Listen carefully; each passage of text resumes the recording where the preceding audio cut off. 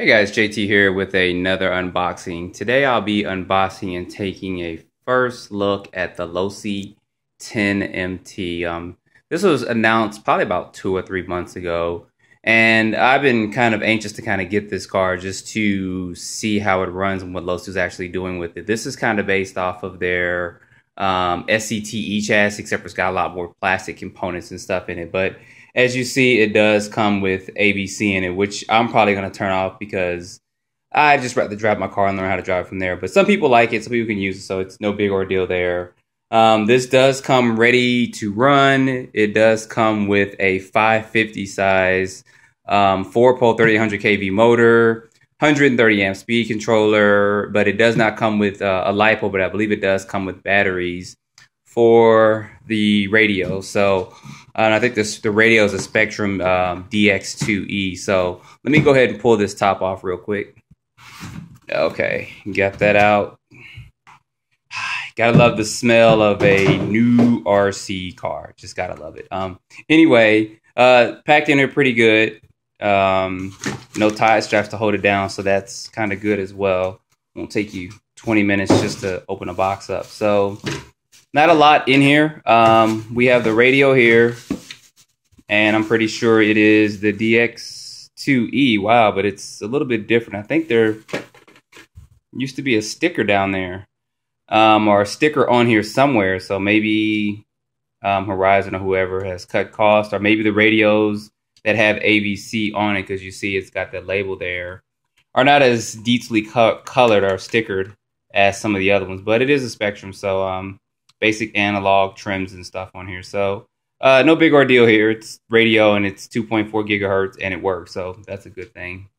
Pull this bad boy out real quick. Set this right here. See what else they give you in the box. Keep that from sliding off the table and breaking. That wouldn't be good, would it? Anyway, instruction manual. Basic tools. AA's for the batteries. Yes. Very happy on that. And basic tools and stuff in here. I believe I was reading, but I don't think they have it here. Somewhere in the instruction manual, I looked online real quick. It did state about a different pinion gear, that it comes with a 16 stock, and if you were to run 3S, to use a 14. So I don't see that. It's probably optional. Usually it's the other way around. It'll give you a 14 and then say a 16. For speed runs or whatever. But anyway, it does use Mod 1 gears and stuff, but basic instructions and stuff in here. Taking a look at the truck, is probably about the size I anticipated it to be, which is good. So we get this to focus in a little bit better. There we go. Tires, I know these tires have a really soft compound. I did watch a run or two of this from Losi, and the tires balloon like crazy. So one of the things that I'm going to be looking at is that plastic? Yes, that is. Let's turn this on. That's very interesting. So I'll have to look at how these actually come off. But the one thing I personally wish Losi would not have done is these are 14 millimeter hexes on here. And there's very, very few cars that have 14 millimeter hex on it. I know HPI's Bullet series, the ST and the MT, have that, and few Durango cars do, and of course the Traxxas Emax and stuff does, and the Slayer. But the Traxxas Emax tires are going to be too big, and the offset is not going to work with this.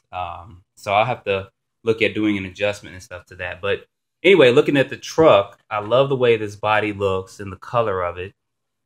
Suspension setup seems to be really good out the box, and everything seems to be pretty durable there as well. So before I get into taking this body off, I'm going to do a quick size comparison to a couple of cars just so you guys can see how big this thing is. First comparison is to my ever popular Hyper T. You guys know I love this little car. So these are both 10 scale truggies. You guys have seen my Hyper T run. At some point, I am going to race these two against one another. I'm going to try to evenly match the motors up. I got a 3900 for this, and this comes to 3800, but this is the 550 size. So anyway, we'll see how that race between these two goes down. But you guys see some of the differences in size to these. This is larger than a Hyper T, which is fine. Ignore those scratch marks on here. And it is a little bit wider as well. Tires probably help that out too, but that's no big ordeal with that. So pull up a short course truck. This is how it's going to compare to a Traxxas Slash 4x4. This is one of my slashes here. And since this is based off of the SCTE, I would expect the length to be somewhat similar, which it seems to be there in width-wise as well. And they also released a SCBE, which is a buggy version. And it actually reminds me of the Exoterra. But anyway, you guys see the size differences in those as well. It's not too much smaller than a short course, which is good. So there'd be options if you guys wanted to try to convert this. I'm pretty sure most of the parts are compatible with this and the SCTE as well if you guys want to upgrade some of that. And the last quick comparisons is to my HPI Bullet MT. This is the monster truck version. Oh, body pop right off of this. See what I mean about the tires? These are 14mm hexes too, but they're a little bit larger than these. And I didn't want to go too large on this one, but this compound is a little bit harder and these don't balloon as well. I know these are going to balloon.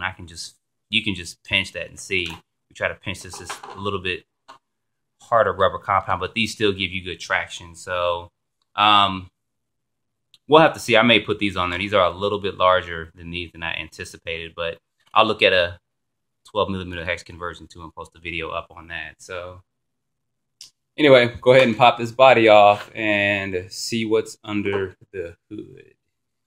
Oh, let's see. Yeah, there's the Dynamite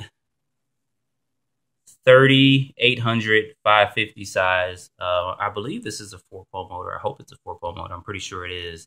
Of course, 540 size is going to be about this 550. It's just going to be a bigger, stronger motor to help move these big meats around. It does have a lot of plastic. It is, as far as the shocks are concerned, they are plastic. They are not adjustable. You have to use these spacers in here.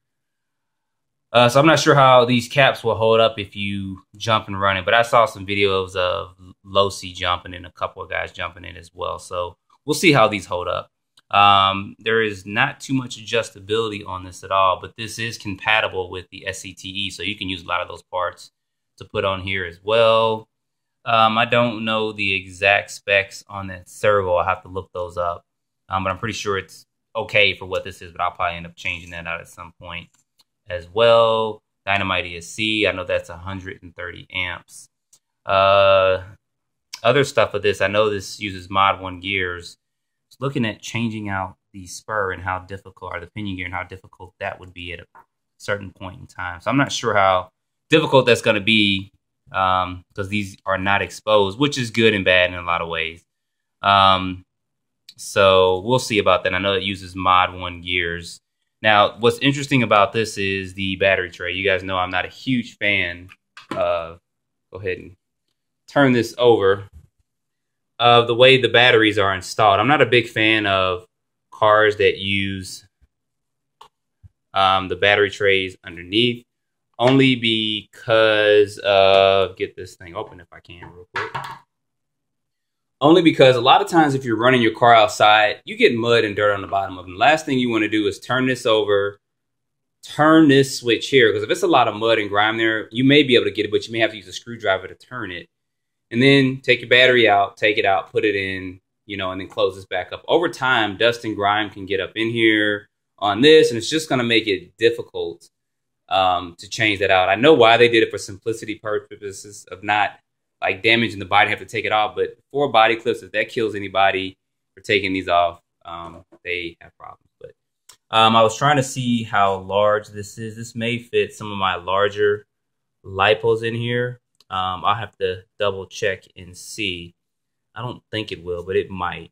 Thinking it can fit even up to a 7-cell flat. I'm not 100% sure. It should be able to. But it's got nice foam spacers here to keep that battery real snug in there so it's not moving back and forth. So I may look at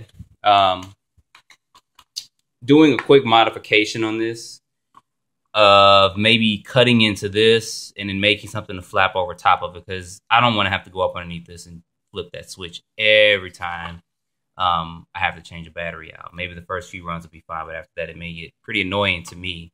Other people may not mind it, but anyway, there's not too much else more to this. Next thing for me to do, of course, guys, is get this thing running. One other thing I just noticed, it's got these Ec3 connectors.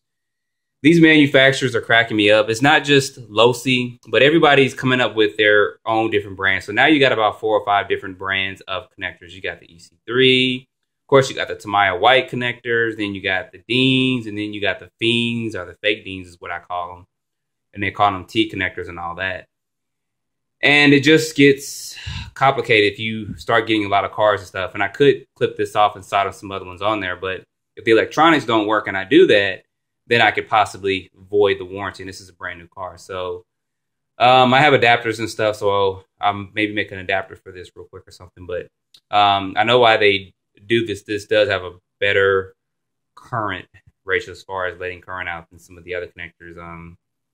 And of course, Traxxas has theirs too, so that's about 4 or 5 different ones. But anyway, just this has this Ec3, so just be expecting that if you ever get this kit. So anyway, I'm going to try to get a running video up of this thing as soon as possible. I'm going to run it on 2S and also on 3S as well. I'm going to run it with AVC and with AVC off. And run it on-road, off-road, etc. Blah, blah, blah. You know how you guys know how to do my videos. So anyway, as always, don't forget to like or dislike, subscribe if you have not. Put any questions below, and hopefully I can get back to them. Thank you guys for watching.